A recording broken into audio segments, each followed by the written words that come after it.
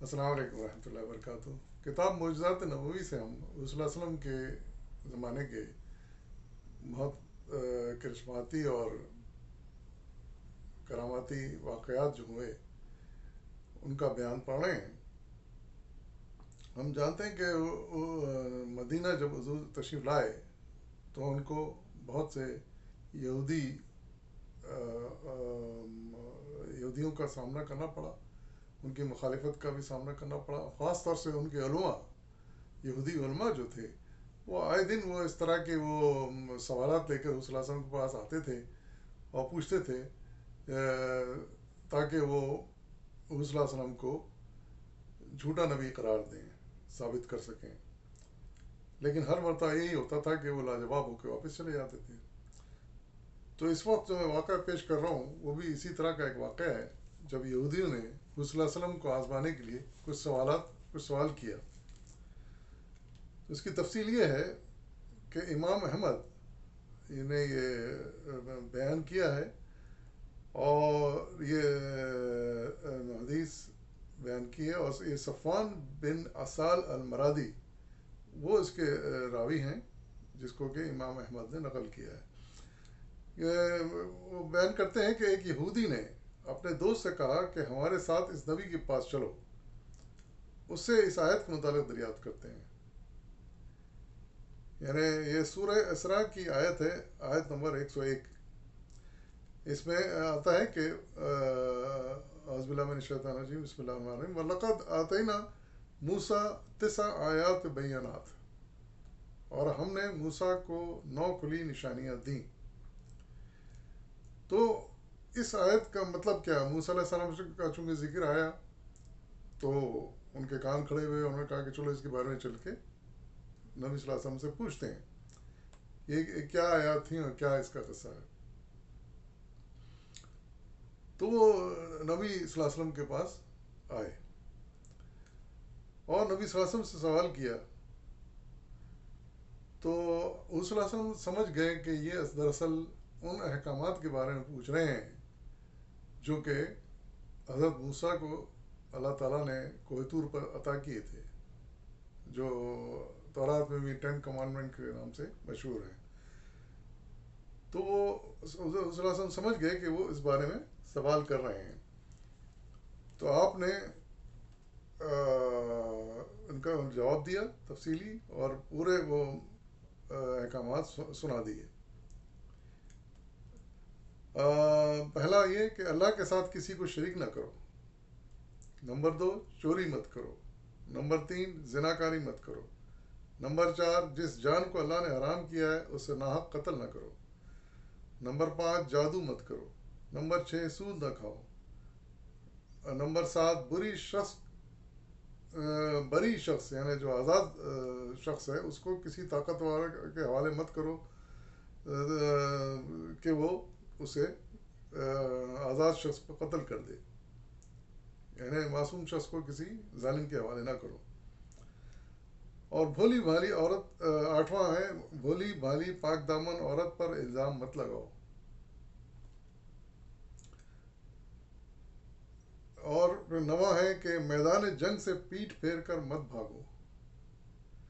پھر آخر میں 10واں بھی آپ نے سنایا کہ اے یہود خاص طور سے تم حد سے تجاوز مت کرو۔ یزید کہتے ہیں یعنی سنیچر کے دن میں، یعنی یہ تو معلوم ہے ہمیں کہ ان کے ہفتے کا دن متبرک دن ہوتا ہے، عبادت کا دن ہوتا ہے، تو اس دن وہ کام کاج میں گزار دیں، اس کو عبادت نہ کریں، جسے سیر تفریح میں گزار دیں، عبادت نہ کریں، یہ مطلب مت کرو، اس کی پابندی کرو جو تم پر لگائی گئی ہے۔ تو یہ وہ 10 احکامات تھے حقیقت میں، جو کہ تورات میں بھی 10 کمانڈمنٹ کے نام سے مشہور ہیں۔ تو وہ یہ حضور صلی اللہ علیہ وسلم نے گنوا دی ان کو۔ تو اس کا نتیجہ یہ نکلا، وہ سن کر راوی کا بیان ہے کہ سن کر ان دونوں یہودیوں نے آپ صلی اللہ علیہ وسلم کے ہاتھ پاؤں چوم لیے، یعنی ان کو پہلے سے معلوم تھے وہ، تو وہ جو ہے نا انہوں نے ہاتھ پاؤں چوم لیے کہ بالکل جو کچھ کہا ہے صلی اللہ علیہ وسلم نے بالکل سچ ہے اور سارے احکامات یہی ہیں. اور کہاں ہم گواہی دیتے ہیں کہ آپ نبی ہیں. یعنی کہاں وہ ان کو جھوٹا ثابت کرنے کے لیے آئے تھے، کہاں وہ ان کی نبوت کا انہوں نے اقرار کر لیا. پھر آپ صلی اللہ علیہ وسلم نے ان سے پوچھا کہ پھر میری اتباع کرنے سے تمہیں کیا چیز روک رہی ہے؟ یعنی پھر تم یہودی لوگ میری اتباع کیوں نہیں کرتے ہو؟ میرے کہے پر کیوں نہیں چلتے؟ میری مخالفت کیوں کرتے ہو؟ پھر آپ نے ان سے یہ سوال کیا. تو انہوں نے کہا کہ داؤد علیہ السلام نے دعا کی تھی کہ آخری نبی انہی کی ضروریت سے نبی ہوگا، آخری نبی انہی کی ضروریت سے ہوگا، اور اگر ہمیں ڈر ہے کہ اگر ہم اسلام لائیں گے تو یہود ہمیں قتل کر دیں گے. اس کی انہوں نے یہ وجہ بتائی کہ ان کے یہاں یہ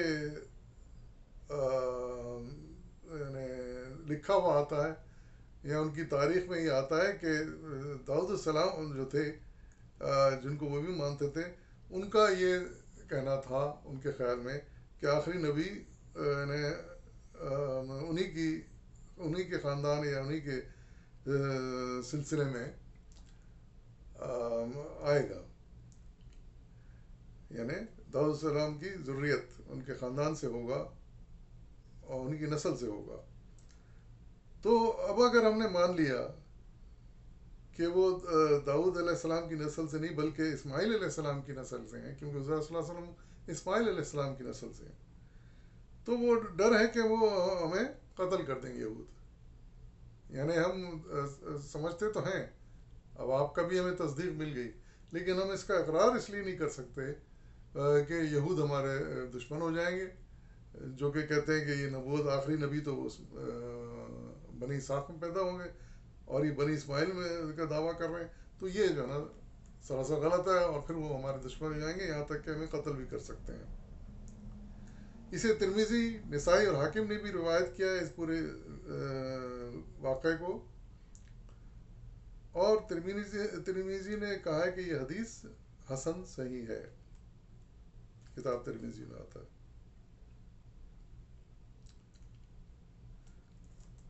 اچھا، پھر اس کے بعد اس پر انہوں نے ابن کثیر نے تبصرہ کیا. حافظ ابن کثیر نے وہ لکھتے ہیں کہ میں کہتا ہوں اس حدیث کے بعض راوی متکلم فی ہیں، اور شاید راوی کو اشتباہ ہو گیا ہے کہ 9 نشانیاں بیان کرنے کے بجائے 10 کلمات بیان کیے، اور یہ وہ وصیتیں ہیں جنہیں اللہ تعالیٰ نے موسیٰ علیہ السلام پر وحی کی، اور انہی باتوں کو دیار مصر سے نکلنے کے بعد طور کی رات موسیٰ علیہ السلام کو بتایا، جبکہ بنی اسرائیل کوہ طور کے چاروں طرف جمع تھے، اور ہارون علیہ السلام اور جو علماء ان کے ساتھ تھے وہ سب بھی طور پر کھڑے تھے. اور اس موقع پر اللہ تعالیٰ نے موسیٰ علیہ السلام سے گفتگو کی اور ان 10 کلمات کا حکم دیا، اور میں اس حدیث کے متعلق یہی کہتا ہوں.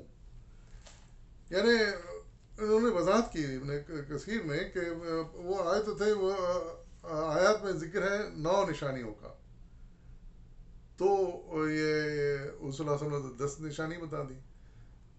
تو حقیقت یہ ہے کہ انہوں نے ان کا نیت جو تھی وہی 10 نشانیاں 10 ہدایتیں یا 10 احکامات معلوم کرنے سے متعلق تھیں جو موسیٰ علیہ السلام پر کوہ طور پہ نازل ہوئی تھیں اللہ تعالیٰ کی طرف سے.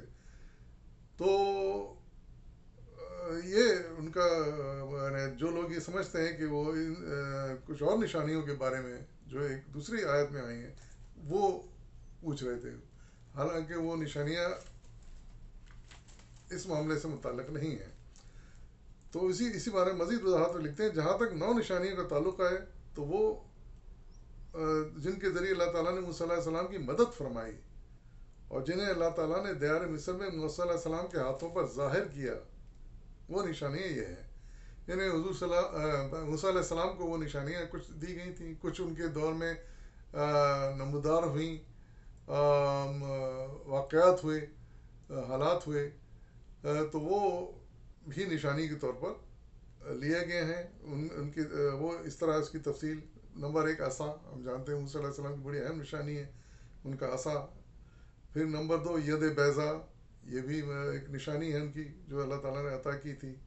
نشانی کہیں، معجزہ کہیں، کرامت کہیں. پھر نمبر 3 طوفان، یعنی انہوں نے دعویٰ کیا تھا کہ ایک طوفان آئے گا جس سے بڑی تباہی ہوگی، وہ بھی ہوا ان کے دور میں۔ نمبر 4 ٹڈیوں کا آنا، نمبر 5 گھن کا کیڑا جو لگ جانا پورے ان کے شہر میں، نمبر 6 مینڈکوں کا نکل آنا، نمبر 7 خون کی بارش، نمبر 8 خارش کی بیماری کا پھیل جانا، نمبر 9 قحط سالی، یعنی قحط پڑ جانا۔ تو یہ سارے واقعات ہوئے۔ یقیناً یہ موسیٰ علیہ السلام کی نشانیوں کے طور پر تھے کہ جو ان کے دور میں کچھ تو ان کو اللہ تعالیٰ نے عطا کی تھی، کچھ ان کی بدعا سے جو مخالفین تھے ان کے اوپر نازل ہوئی، یا عذاب جو نازل ہوئے مختلف قسم کے۔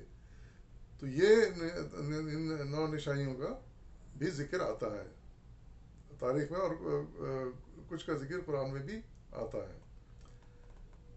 تو لیکن حضور صلی اللہ علیہ وسلم بالکل صحیح سمجھ گئے تھے کہ وہ اصل میں پوچھ رہے تھے ان 10 احکامات کے بارے میں، کہ وہ کیا احکامات تھے جو موسیٰ علیہ السلام پر نازل ہوئے، تاکہ حضور صلی اللہ علیہ وسلم کی ان کو جھٹلا سکیں۔ نیت ان کی یہ تھی، لیکن حضور صلی اللہ علیہ وسلم نے بالکل ٹھیک ٹھیک ان کو وہ 10 نشانیاں، 10 احکامات گنوا دیے، تو وہ ان کے قائل ہو گئے۔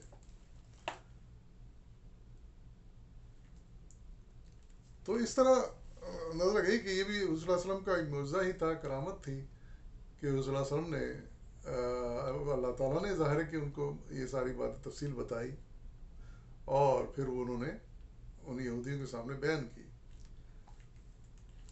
اور اس طرح مختلف اوقات پر مختلف طرح کے سوالات لے کر آتے تھے۔ یہودیوں کی خاص بات تھی کیونکہ بہرحال وہ اپنے دین الہی یعنی تورات وغیرہ کے جو تھے وہ عالم تھے کافی ان میں، تو وہ آتے تھے اور پر قائل ہو کے جاتے تھے۔ یہ بھی حضور صلی اللہ علیہ وسلم کا ایک معجزہ تھا کہ آپ جو بھی سوال ہوتا تھا ان کا، اس کا تشفی بخش جواب دے کے ان کو واپس کرتے تھے۔ تو چلیے انشاءاللہ پھر میں مزید کچھ واقعات ہیں وہ لے کر، باتیں ہیں جو لے کر میں انشاءاللہ آئندہ قسط میں حاضر ہوں گا۔ فی الوقت اجازت دیجیے۔